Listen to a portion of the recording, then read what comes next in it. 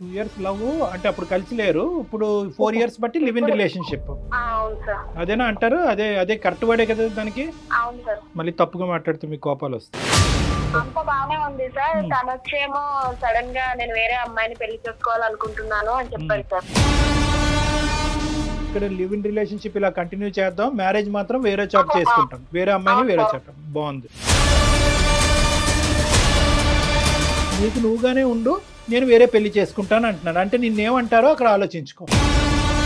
ఏదేమైనా నేను సంతోషం వదులుకోవాలని సార్. జీవితం సర్వనాశనం అయింది. ఏం చేయండి, నేను పిచ్చిదాన్ని అయిపోయానంటే కనుక ఎవరు మాత్రం కాపాడతారు? చేతులు కాలిపోయినాయి. ఇప్పుడు ఆకులు పట్టుకుంటే ఏం లాభం? చెప్పాలి నీకు ఒకసారి చెప్తే అర్థం కదా నీకు? ఎందు గురించి ఇన్ని సంవత్సరాలు కలిసి ఉన్నావు కదా, ఏ ఫీలింగ్స్ లేవా నీకు అసలు? లేవు. నీ మీద నాకు ఎలాంటి ఫీలింగ్స్ లేవు. మరి ఇష్టం లేనటువంటి అమ్మాయితో లివింగ్ రిలేషన్షిప్ ఏంటండి? కడుపులు చేయటాలు ఏంటండి? ప్రెగ్నెన్సీలు తీయించటాలు ఏంటండి? మరి దాన్ని ఏమంటారు?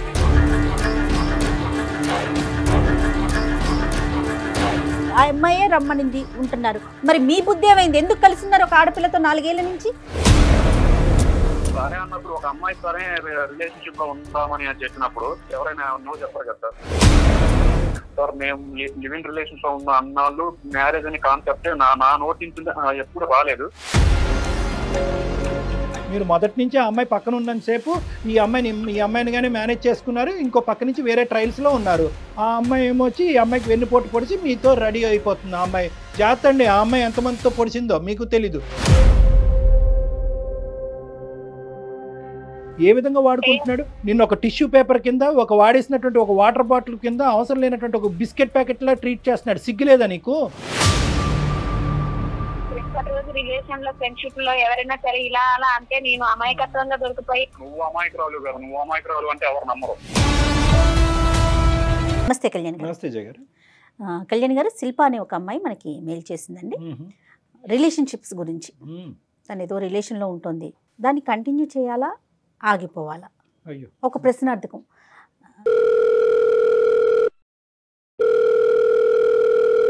హలో హలో, నమస్తే అండి, శిల్ప గారా? అవునండి. నమస్తే అండి, నేను జయానండి, అందమైన జీవితం ప్రోగ్రామ్ నుంచి మాట్లాడుతున్నా, సుమన్ టీవీ నుండి. నాతో పాటు డాక్టర్ కళ్యాణ్ చక్రవర్తి గారు ఉన్నారు. కళ్యాణ్ గారితో మాట్లాడండి. డీటెయిల్డ్గా మాకు చెప్పండి. ఓకేమ్మా? నమస్తే సార్. శిల్ప నమస్తే అమ్మా. ఏంటమ్మా, ఎవరి గురించి విషయం? మీ హస్బెండ్ గురించా? లేదు సార్, మా లవ్ కోసం సార్. లవ్ కోసం అంటే మ్యారేజ్ అవ్వలేదు, మీ లవర్ గురించి మాట్లాడదామని. అవును sir. Okay okay. College time నుంచే మాది love sir. 2 years love, 4 years నుంచి కలిసి ఉన్నాం సార్. 2 ఇయర్స్ లవ్ అంటే అప్పుడు కలిసి లేరు. ఇప్పుడు 4 ఇయర్స్ బట్టి లివ్ ఇన్ రిలేషన్షిప్. అవును సార్. అదేనా అంటారు? అదే అదే కరెక్ట్ వర్డే కదా దానికి? అవును సార్. మళ్ళీ తప్పుగా మాట్లాడితే మీకు కోపాలు వస్తాయి. ఎప్పుడు మ్యారేజ్ చేసుకుందాం అనే ఆలోచన ఉందా? ఏం జరిగింది? మ్యారేజ్ చేసుకుందాం అనుకొని ఉంది సార్. అలా అని చెప్పే కలిసి ఉన్నాము. ఆ అబ్బాయి పేరు సంతోష్. తను కూడా జాబ్ చేస్తాడు. ఇప్పటికీ లివ్ ఇన్ లోనే ఉన్నారమ్మా?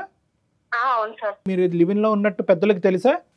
లేదు సార్, తెలీదు. నేను బయట హాస్టల్లో ఉండేదన్నమాట. ఎక్కడో ఎందుకు ఉండాలా, ఇద్దరం కలిసి ఉందామా అనేసి మేమిద్దరం భార్యాభర్తలం అని చెప్పేసి బయట రెంట్కున్నాం. భార్యాభర్తలనే చెప్తున్నారు మీరు ఉన్న చోట? అవును సార్, మేము అలానే ఉన్నాం సార్.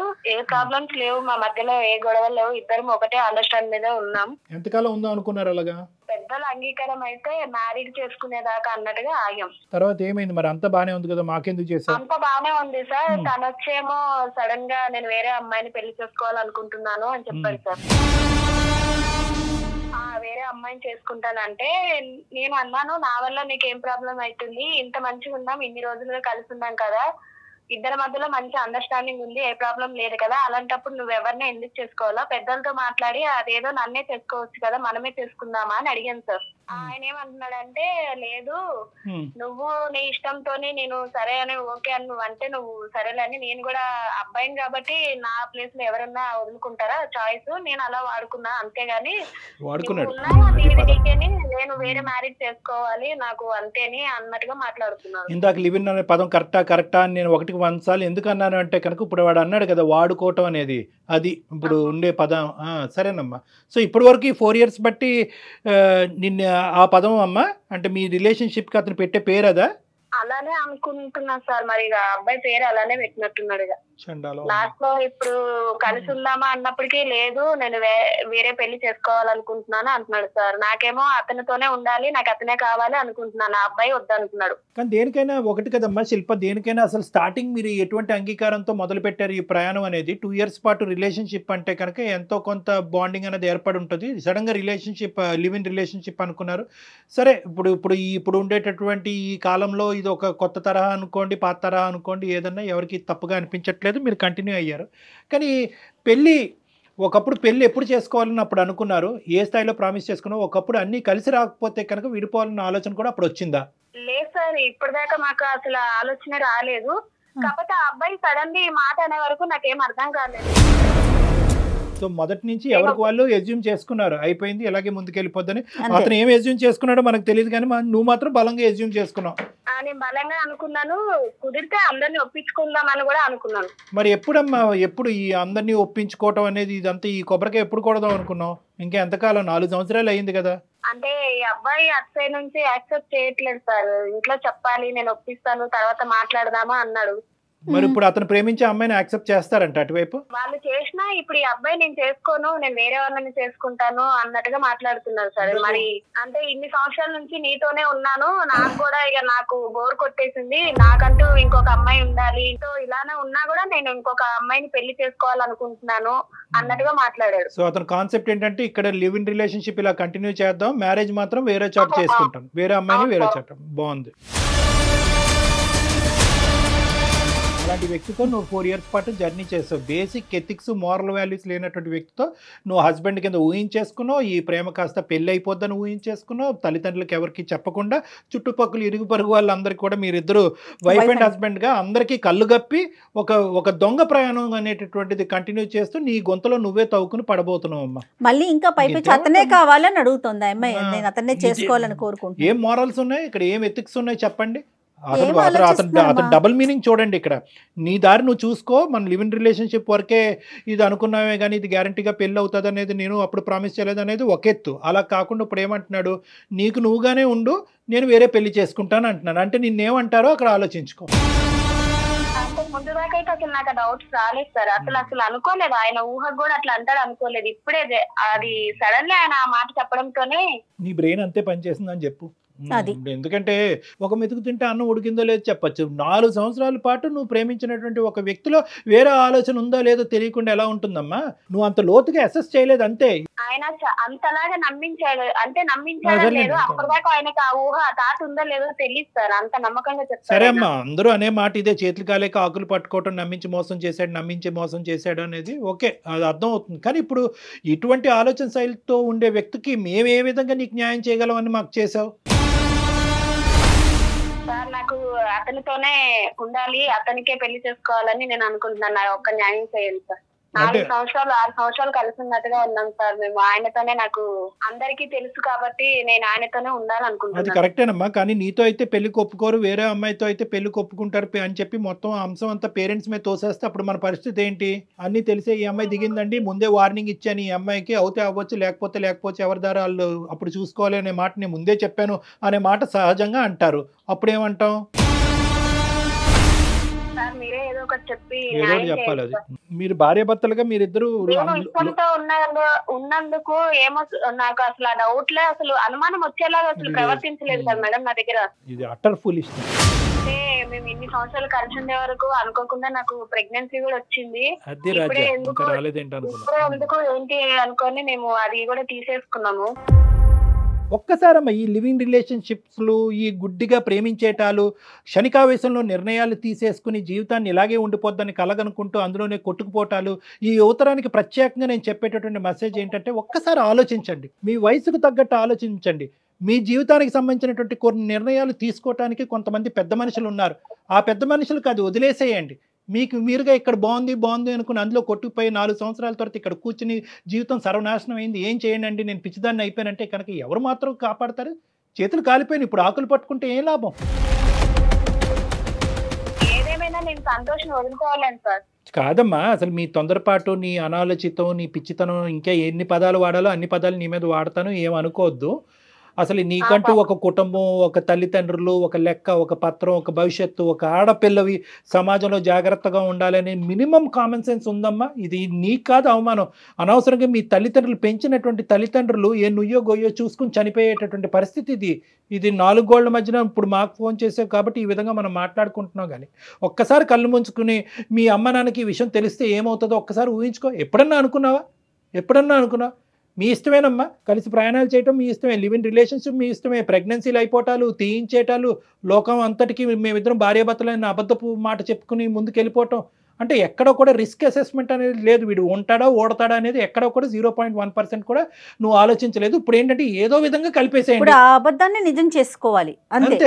ప్రపంచానికి మేమిద్దరం భార్యాభర్తలను చూపించాము. అమ్మాయి ఇప్పుడు ఎలా చెప్తుంది, 2 sides ఆఫ్ ద కాయిన్ చెప్తుంది. ఒక పక్క నుంచి ఏంటంటే మోసగాడు అని చెప్తుంది, ఆ పదం వాడట్లేదు కానీ ఒక పక్క నుంచి ఏంటంటే వాడు మోసగాడు అని చెప్తుంది.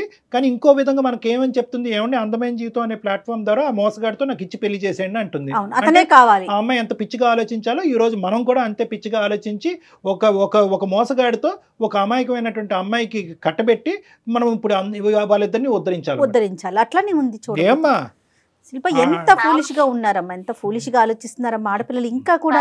సార్ ఆయన మోసగాడు అంటే నేను ఆయనని అంతగా ఇష్టపడ్డాను సార్. నేను మోసం అని ఆ టైంలో అసలు ఆలోచించలేదు. కానీ ఇప్పుడు చిత్రం కనిపిస్తుంది కదమ్మా, ఇప్పుడే విడుదల, ఇప్పుడు కనిపిస్తుంది కదా వాడు మోసగాడు, నువ్వు లివింగే వేరే మ్యారేజే అని అన్నాడు. మరి లివింగ్ అటువంటి గ్యారంటీ లేనటువంటి అమ్మాయితో పాటు లివ్ ఇన్ రిలేషన్షిప్ ఎందుకు మొదలు పెట్టాడు, అసలు నీతో పాటు మంచం ఎందుకు పంచుకున్నాడు, నేను గర్భవతి ఎందుకు చేశాడు, గర్భాన్ని ఎందుకు తీశాడు, మరి ఈ ప్రశ్నలకి సమాధానం అప్పుడు తెలియదు, ఇప్పుడు తెలుస్తుంది కదా, కళ్ళకు కట్టినట్టు వాడు దొంగని తెలుస్తుంది కదా. మరి ఇప్పుడు ఎందుకు మమ్మల్ని కలపమంటున్నావు, ఆ పాపం మాకెందుకు? కాదు శిల్ప, నాకు ఇంకొక అనుమానం వస్తూ ఉంటుందండి. ఇంత జరిగింది కదా, నువ్వు వద్దు నాకు, నువ్వు అసలు పనికిరావు, నేను ఇంకొక దాన్ని చేసుకుంటానంటున్నప్పుడు కూడా నీకు ఇంకా ఎలా చేసుకోవాలనిపిస్తుంది, అతనితో జీవితం ఎలా ముందుకు తీసుకెళ్లాలనుకుంటున్నావు? నేను అతన్ని చాలా ఇష్టపడ్డాను సార్. అంతా జరిగిపోయిందని నేను మా వాళ్ళకి మోసం చేసి కూడా నేను ఆయనను అంత గుడ్డిగా నమ్మినందుకు నాకు ఎందుకో లైఫ్ లాంగ్ నా ఫ్యూచర్ ఆయనే అనుకుంటున్నాను సార్. అందుకోసమనే పిచ్చిలో ఇది ఒక రకంలే. కానీ సరే, ఇప్పుడు ఏం చేయాలి, మేము అతనితో మాట్లాడాలా? అవును మాట్లాడాను సార్, మాట్లాడి మీరే ఏదో ఒకటి చెయ్యండి సార్. ఏం చేస్తావు, నువ్వు ఏం చెప్తే అది చేస్తాం. ఇప్పుడు నువ్వు చెప్పినట్టు మేము మాట్లాడాలా, బాబు ఆమెని యాక్సెప్ట్ చెయ్యి, నువ్వు ఎవరినో వేరే అమ్మాయిని ఊహించుకుంటున్నావు అంటే ఆ అమ్మాయిని పక్కన పెట్టు అని చెప్పాలా, లేదంటే ఆ అమ్మాయి ఉన్నా కూడా ఈ అమ్మాయిని చూసుకో అని చెప్పాలా? సార్ మీరు మాట్లాడిన తర్వాత విన్నాక మీకు తెలుస్తుంది కదా, మీరే ఏదో ఒక న్యాయం చేయండి సార్. తోసే మొత్తం అంత మా మీద. ఒకసారి మాట్లాడదామమ్మా, కానీ న్యాయం చేయండి. ఇలాంటి దయచేసి పెద్ద పెద్ద మాటలు మాట్లాడొద్దమ్మా. నిజం చెప్తున్నానండి, అంటే నాకు తీసుకోవటం కూడా మాట్లాడటం కూడా నచ్చట్లేదు కళ్యాణ్ గారు, నిజం చెప్తున్నా. కానీ తెలియాలి, సమాజానికి తెలియాలి, ముందు ముఖ్యంగా ఆడపిల్లలకి తెలియాలి అనే ఒక కోణంతో చూద్దాం అసలు అతని వర్షన్ ఎలా ఉందో. మనం ఈ అమ్మాయి బహుశా ఈ అమ్మాయి కూడా అతను ట్రూ కలర్స్ ఇంకొద్ది పర్సెంటేజ్ అమ్మాయి చూస్తే ఏమనుకుంటో చూద్దాం. అంతే అంతే, అసలు అతని వైపు ఏముందో కూడా మనం తెలుసుకోవాలి కదా. ఒకసారి కనెక్ట్ చేస్తావమ్మా? Okay. The person you are speaking with has put your call on hold. Hello Santosh, ఎక్కడ? బయట ఉన్నా, చెప్పు. పెళ్లి విషయంలో నువ్వేం ఆలోచించావు? ఎన్నిసార్లు చెప్పాలి నీకు, ఒకసారి చెప్తే అర్థం కదా నీకు? ఎందు గురించి ఇన్ని సంవత్సరాలు కలిసి ఉన్నావు కదా, ఏ ఫీలింగ్స్ లేవా నీకు అసలు? లేవు, నీ మీద నాకు ఎలాంటి ఫీలింగ్స్ లేవు. ఎందుకు ఇంత సడన్ గా అలా అనిపించింది? ఇన్ని సంవత్సరాల నుంచి లేదు, ఒకేసారి నువ్వు అలా ఎలా అన్నావు? సడన్ గా ఏం లేదు, నాకు ఫస్ట్ నుంచి అంతే. నువ్వే రిలేషన్షిప్ లో ఉన్నావు కాబట్టి ఎక్స్పెక్ట్. నీ మీద నాకు ఫస్ట్ నుంచి ఎలాంటి ఫీలింగ్స్ లేవు. నీ ఆలోచన కూడా కనీసం నేను ఫస్ట్ నుంచి కూడా అంత పెట్టలేకపోయినా, లాస్ట్ లో నువ్వు ఒక్క మాట అన్నావు అంటే నేను అది ఏమనుకోవాలి అసలు? నిన్ను కనీసం ఇంత అనుమానం కూడా రాకుండా నాతో ఉన్నావు. నువ్వు ఉన్నా కరెక్టే, బట్ ఇప్పుడు నాకు నువ్వు నచ్చట్లేదు. ఎందుకో నీ మీద ఫీలింగ్స్ ఎలాంటి ఫీలింగ్స్ లేవు. ఫీలింగ్స్ లేకుండా పెళ్లి చేసుకోవడానికి కరెక్ట్ కాదు కదా. ఫీలింగ్స్ లేదు పెళ్లి చేసుకోవడానికి అంటే మరి ఇన్ని రోజులు నాతో ఎలా ఉన్నావు, కలిసి ఉన్నావు, నేను ప్రెగ్నెన్సీ అయ్యాను, ఇలా తీసుకున్నాను, మరి ఏది కనీసం ఒక మూలాకైనా నీకు కనీసం ఉండాలి కదా ఫీలింగ్. రీజన్ ఏంటి అసలు? మన రిలేషన్షిప్ లోకి వెళ్ళే ముందు ఎప్పుడైనా నేను పెళ్లి చేసుకుంటాను చెప్పాను, చెప్పలేదు కదా. నువ్వు చెప్తావు, చెప్పలేదు. ఎప్పటికైనా ఉంటామని అనే ఒక ఆలోచనతోనే కదా ఉన్నాం. అది నీ పర్సనల్ ఒపీనియన్, నా ఒపీనియన్ నేను చెప్పలేదు కదా నీకు ఎప్పుడు. నువ్వు చెప్పలేదనంటే నేనే మోసపోయానా నిన్ను నమ్మి? అది నువ్వు ఆలోచించుకోవాలి. సరే అయితే ఇక నువ్వు ఇలా మాట్లాడుతున్నావు కదా, నేను సుమన్ టీవీకి సంబంధించి మెయిల్ చేశాను, సార్ లైన్ లో ఉన్నారు, మేడం ఉన్నారు, ఒకసారి నువ్వు మాట్లాడు. నువ్వు ఎవరితో చెప్పించినా, ఎంత మందితో చెప్పించినా నేనైతే నిన్ను చేసుకోవాలని చెప్పేసి నీకు స్ట్రైట్ ఫార్వర్డ్ గా ఆ రోజు చెప్పేశాను. నువ్వు ఎవరితో మాట్లాడి నేను చేసుకోను. సంతోష్ గారు నమస్తే అండి. నా పేరు డాక్టర్ కళ్యాణ్ చక్రవర్తి. నాతో పాటు జయ గారు ఉన్నారు. మేము సుమన్ టీవీ అందమైన జీవితం నుంచి మాట్లాడుతున్నాం. ఒక్కసారి ఓపిక్గా నేను ఒక 1 minute మాట్లాడతాను, వింటారా సంతోష్ గారు? చెప్పండి సార్. ఇప్పుడు ఏంటంటే అవును అదే ఇప్పుడు మా ప్రాబ్లం ఏంటంటే గర్ల్ ఫ్రెండ్ అనాలా, భార్య అనాలా, ఏమనాలో తెలియనటువంటి శిల్ప అనేటటువంటి అమ్మాయి ఈరోజు ఒక మనోవేదంతో చెప్పుకోవటానికి మనుషులు లేక కర్మకాలి మాకు ఫోన్ చేస్తుందండి.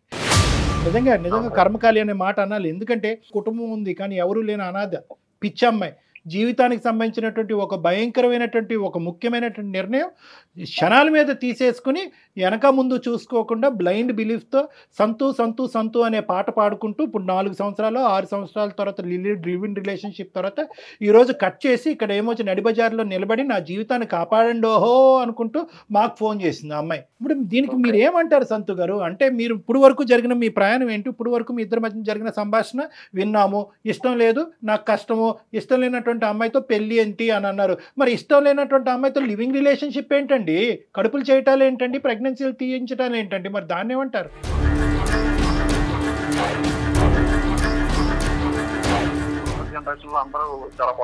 లేదండి, ఎవరు ఫాస్ట్ గా లేరండి. మళ్ళీ అంటున్నాను ఇదే పదం, కొన్ని కర్మకాలినటువంటి బ్యాచ్లు మాత్రమే ఫాస్ట్ గా ఉన్నాయి. అందరూ లేదు, అందరూనే ఒక బొట్లో వేయకండి. ఏమైంది ఈ అమ్మాయి చేసినటువంటి తప్పేంటో నాకు చెప్పండి. ఈ రోజు ఫోన్లేండి, చెప్పి చేశారా, చెప్పకుండా చేశారా, ఇవన్నీ తీసి పక్కన పెట్టండి.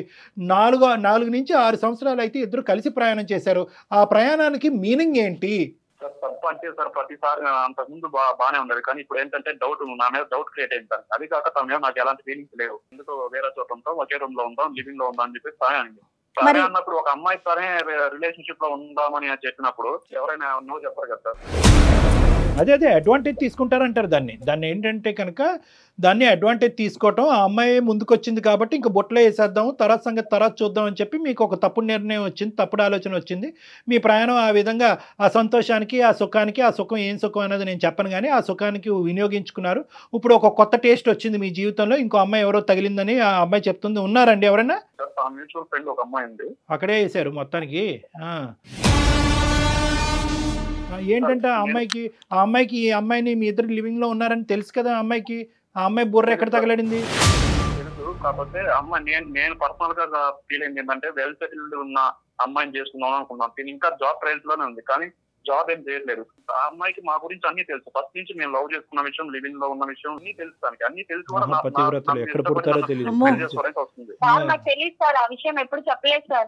అమ్మా ఉండమ్మా, నువ్వు 2 నిమిషాలు ఆగు.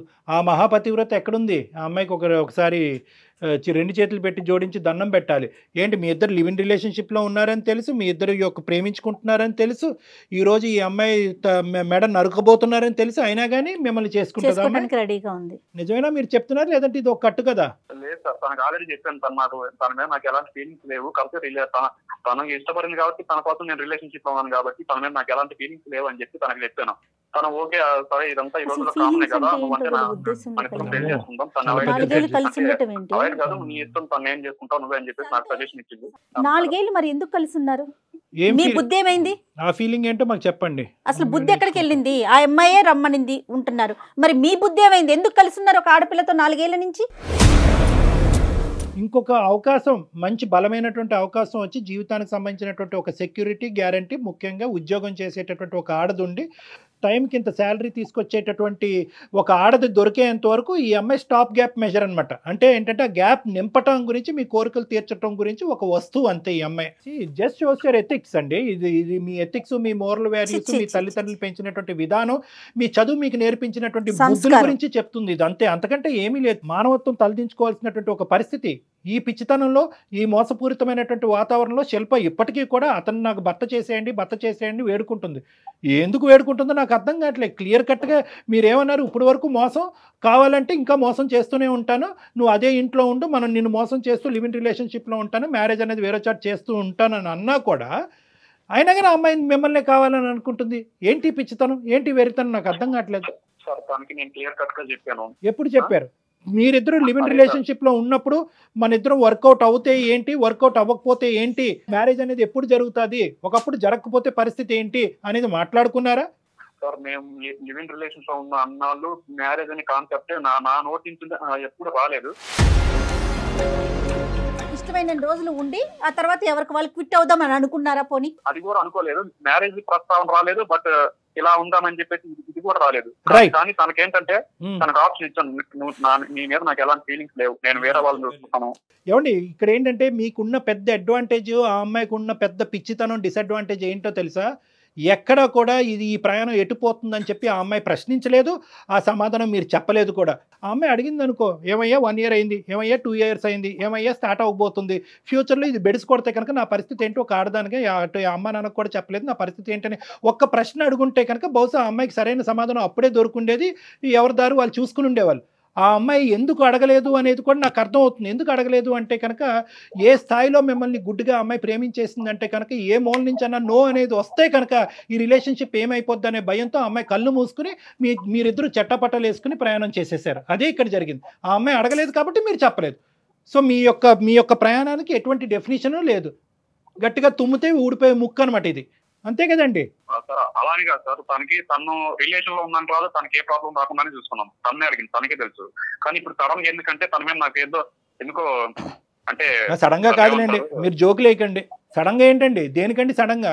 మీరు మొదటి నుంచి ఆ అమ్మాయి పక్కన ఉన్నంతసేపు ఈ అమ్మాయిని కానీ మేనేజ్ చేసుకున్నారు, ఇంకో పక్క నుంచి వేరే ట్రయల్స్ లో ఉన్నారు. మీ ఇద్దరు కలిపి సోకాల్డ్ మ్యూచువల్ ఫ్రెండ్. ఆ అమ్మాయి ఏమొచ్చి ఈ అమ్మాయికి వెన్నుపోటు పొడిచి మీతో రెడీ అయిపోతుంది. ఆ అమ్మాయి జాగ్రత్త అండి, ఆ అమ్మాయి ఎంతమందితో పొడిచిందో మీకు తెలీదు. తనే పొడవదు సార్, తనకి నా గురించి అన్ని తెలుసు కదా, తన గురించి నాకు అన్నీ తెలుసు. మీ గురించి ఏం తెలుసు అండి? మీ గురించి ఏం తెలుసు? ఇప్పుడు నేను వ్యంగ్యంగా మాట్లాడితే మీకు ఎక్కడో గుచ్చుకుంటుంది నేను మాట్లాడటం మొదలు పెడితే కనుక. కాదు ఎందుకంటే నేను మీ మీద అరిచి మీ మీద తట్టి మీకు ఆలోచన లేదా, మీకు మానవత్వం లేదా, ఇలాంటి పెద్ద పెద్ద పదాలు మీకు అన్నా కూడా మీకు తట్టదు, తాకదు. ఎందుకంటే 4 సంవత్సరాల పాటు జరిగినటువంటి ప్రయాణాన్ని ఏమంటారో కూడా తెలియకుండా ఇలా చేతులు దులుపుకుని మీరు బయటకు వెళ్ళిపోవడానికి రెడీగా ఉన్నారు. మీకు నేనేం కౌన్సిలింగ్ చేస్తాను, మీకేం బుద్ధి చెప్తాను. అక్కడ ఆ పిచ్చమ్మాయి ఎవరైతే శిల్ప ఉందో దయచేసి నీకమ్మా ఈ పదాలు ఈ విధంగా ఇతనితో మాట్లాడుతున్నాను అనేది అతను కౌన్సిలింగ్ చేయటం, అతనికి బుద్ధి చెప్పడం గురించి కాదు. నేను మాట్లాడేటటువంటి ప్రతి పదంలో ఒక ఆలోచన ఉంది, ఒక విధమైనటువంటి భవిష్యత్తు గురించి, ఒక భయానికి సంబంధించినటువంటి ఒక అంశం ఉంది. నీ భవిష్యత్తు చూసి నువ్వు భయపడాలి. ఇక్కడితో ఈ పీడ విరగడైపోయిందని చెప్పి అతను నీకు దండం పెట్టడం కాదు, నువ్వు అతనికి దండం పెట్టి వెళ్ళిపోవాలి. వింటున్నావా శిల్ప? నువ్వు అతను ఇలా మాట్లాడుతున్నా కూడా నువ్వు స్పందించకపోతే ఎట్లాగమ్మా?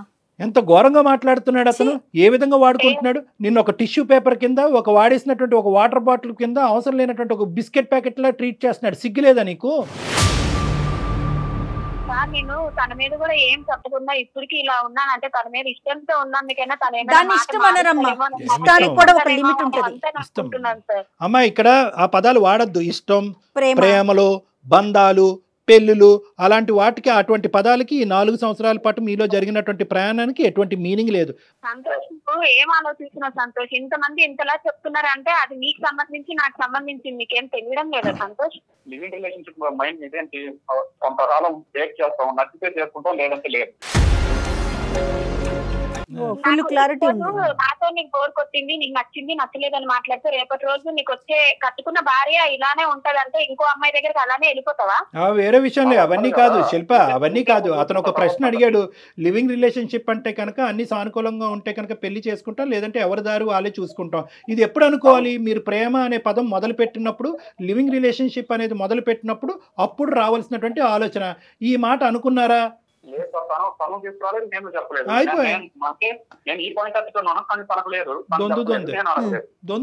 ఆమె చెప్పలేదు, నువ్వు అడగలేదు, రెండు మాత్రం రాదమ్మా. ఒక 23-24 ఏళ్ళలో ఒక ఆడపిల్లకి సమాజంలో ఉన్నావు, ఉద్యోగాలు చేస్తున్నావు, చదువుకున్నావు. ఒకప్పుడు ఇది బెడిసి కొడితే ఏమవుతుందని మినిమం క్వశ్చన్ ప్రశ్నించాలనే ఆలోచన నీకు రాలేదా ఇన్ని సంవత్సరాల్లో? నమ్మలేకపోతున్నానమ్మా నేను. సరే ఇప్పుడున్న పరిస్థితి ఇది శిల్ప. అతనితో ఆర్గ్యుమెంట్ చేసుకోవడం వేస్ట్. అతని వ్యక్తిత్వం ఏంటన్నది అర్థం కళ్ళ కంటినట్టు కనిపిస్తుంది నీకు. మేము కూడా దీన్ని సమర్థించట్లేదు. అతనికి నీకు సూటబుల్ క్యారెక్టర్ కాదు. నీ జీవితం నాశనం నుంచి సర్వనాశనం చేసుకోవద్దు, మీ తల్లిదండ్రుల యొక్క గొంతుకులు కొయ్యొద్దు అనేటటువంటిది నా విన్నపం, నా ఆలోచన, నా మనవి. ఇంకేమనుకుంటావో అది అనుకో. అయినా కానీ లేదు సార్ నాకు అతనే కావాలి అంటే కనుక ఇంకెక్కడికన్నా పోయి ఎవరన్నా ఇది పంచాయతీ చేసి మీడియేషన్ చేస్తారేమో చేయగానే మేము సమర్థించాం, ఇది కరెక్ట్ అని మేము చెప్పలేం, నీ తరపున మేము వాదించలేం. ప్లీజ్ ఇప్పటికైనా బుద్ధి తెచ్చుకో అమ్మా. నీ బంగారు భవిష్యత్తు గురించి ఆలోచించుకుంటూ ఏదో గుడ్డిగా మా అమ్మాయి అక్కడ ఉండి ఏదో కష్టపడిపోతుంది, నాలుగు డబ్బులు సంపాదిస్తుంది అని చెప్పి కళ్ళగనేటటువంటి మీ తల్లిదండ్రుల స్థానంలో నిలబడి ఒక తండ్రిగా నేను చెప్తున్నాను, నీకు అర్థం అయితే తొందరగా అర్థం చేసుకుని బయటపడు ఈ బురదగుంటలో. నేను అదే చెప్పాను సార్, ఎంత కాలంలో నువ్వు చెప్తాలేవయ్యా, నీకు మాట్లాడటానికి హక్కు కూడా లేదు. నువ్వు మాట్లాడుతూ కాదు, నువ్వు ఇది వద్దు అది వద్దు, నీ ఇష్టం వచ్చి నీ లైఫ్ నువ్వు ఏదైనా వాళ్ళ పేరెంట్స్ ఇన్వాల్వ్ చేస్తే అప్పుడు పెడతారు నీకు ఎక్కడ పెట్టాలో అక్కడ.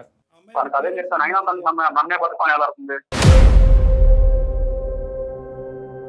నువ్వు మగాడివి కదా, నువ్వు అలానే మాట్లాడుతావు. నేను ఆడదాన్ని కదా, అన్ని అనుభవించాను కాబట్టి నేను బాధతో భయంతోనే ఆలోచించానేమో, బహుశా నాకు తెలియలేదు. కానీ సరే, నీ లైఫ్ నువ్వు చూసుకో, నా లైఫ్ నేను చూసుకుంటాను. అమ్మ మా నాన్న నేను ఏదో బాధపడతాను, ఎట్లా ఒకలాగా నా బతుకు నేను బతుకుతా.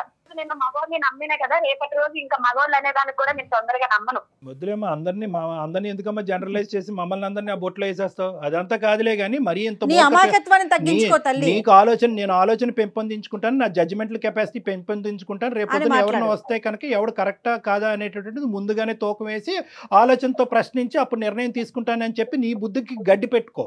అంతేగాని మగాళ్ళంతా ఇంతే ఉంటారని ఎందుకమ్మా? రేపటి రోజు రిలేషన్ లో, ఫ్రెండ్షిప్ లో ఎవరైనా సరే ఇలా అలా అంటే నేను అమాయకత్వంగా దొరికిపోయి, నువ్వు అమాయకురాలు గారు, నువ్వు అమాయకురాలు అంటే ఎవరు నమ్మరు. తెలుస్తా ఉందిలేమ్మా ఎవరు ఎంత తెలివిగా ఉన్నారో. కాబట్టి ఇంత గట్టిగా మాట్లాడుతుంది. నీకు నాకు పెద్ద డిఫరెన్స్ ఏం లేదు. నేను ఆడదాన్ని కాబట్టి మోసపోయానని ఇంకా నాకు మాటలు సరిగ్గా రావడం లేదు అనడానికి కూడా. నువ్వు అంత పెట్టేనోడు కాబట్టి బాగా ఎక్కువ మాట్లాడుతున్నావు. మస్తు మేధావి, మస్తు తెలివైనోడు. నువ్వు ఇంకా మాట్లాడే ఛాన్స్ కూడా పోయింది. నువ్వు ఇంకెక్కువ మాట్లాడు. సరే అమ్మా, నువ్వు ఇప్పటికైనా నీకు బుద్ధి వచ్చింది కాబట్టి ఇంకో మారుమాట లేకుండా నీ పెట్టిబేడ అన్నీ సర్దుకుని ఆ రూమ్ వెకేట్ చేసి దయచేసి కొంతకాలం నీకు కొంతవరకు తేరుకునేంత వరకు మీ తల్లిదండ్రుల దగ్గరికి వెళ్ళి ఉండు. అర్థమైందా? నీ ఆలోచన కూడా కుదురుపడాలి. మళ్ళీ ఇది ఇటువంటి అంశాల్లో ఫ్యూచర్లో రాకూడదు. ఈ మనిషితో మళ్ళీ ఇలా రీకనెక్ట్ అవ్వకూడదు, లేదంటే మళ్ళీ ఇంకో ప్లాట్ఫామ్ ద్వారా అతను వెళ్ళి బతిమాలాలి అనే ఆలోచన రాకుండా కొంతకాలం వెళ్ళి మీ తల్లిదండ్రుల దగ్గరికి వెళ్ళి ఉండు. వాళ్ళ దగ్గర వెళ్ళి ఒకసారి ఆలోచించుకో, నువ్వు చేసింది ఎంత పిచ్చి పనో, ఫ్యూచర్ గురించి భవిష్యత్తు గురించి ప్లాన్ చేసుకుని దీంట్లోంచి బయటపడి తొందరలోనే మీ తల్లిదండ్రులు చూసినటువంటి ఒక మంచి సంబంధం ఏదైనా ఉంటే కనుక ఆ వ్యక్తిని పెళ్లి చేసుకో. సంతోష్, మీరు ఇలా ఒకరి తర్వాత ఒకరు పనికొస్తారు, నెక్స్ట్ ఆ ఒకరు పనికిరారు, ఇంకొకరు దొరుకుతారు. ఇలా వెతుక్కుంటూ వెళ్ళండి. జీవితంలో ఎప్పుడో ఒక దగ్గర బాగా పెద్ద ఎదురు దెబ్బ తగులుతుంది, వెనక్కి తిరిగి చూసుకోవటానికి కూడా ఏమీ ఉండదు.